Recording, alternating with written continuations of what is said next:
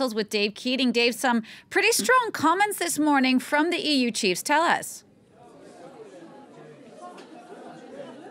Yeah, it was kind of a good cop, bad cop routine. We had Donald Tusk urging the Parliament to accept a long-term extension of Article 50 if the UK does request it, saying, look, 6 million people signed the petition to revoke Article 50. 1 million people marched in London. We cannot ignore them. They are EU citizens too. And perhaps right now they trust the European Parliament more than their own British Parliament. Then we had Michel Barnier, the EU's chief negotiator, taking a tougher line. But also, interestingly, he was trying to reassure people about the Ireland border, saying in the event of no-deal Brexit, which seems increasingly likely, the EU would take safeguards to try to move border infrastructure away from the actual border and a little inland. That had a lot of British MEPs asking, wait a minute, if you can do that in the event of no deal, why couldn't you do that in the event of a deal Brexit?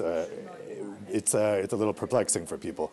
We had Nigel Farage making a fiery rebuttal to Donald Tusk, saying essentially, you are asking the European Parliament to approve a long-term extension. I'm asking the European Parliament to not approve that long-term extension. He asked the Parliament, look, we want Brexit, please let us Brexit. The Parliament itself is kind of divided on this.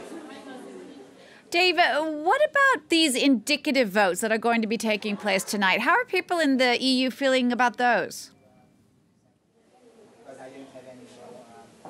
I wouldn't say it's a mood of optimism. People are kind of skeptical, I would say, in Brussels and down in Strasbourg about whether or not those indicative votes are actually going to provide clarity. Everyone is noting that the government is not obliged to respond to those indicative votes in any particular way. So there is some optimism here that maybe this could deliver a change in the situation, but not much. I think people are just pretty frustrated about the situation, and they're not necessarily feeling like there's going to be a lot of clarity by the end of today.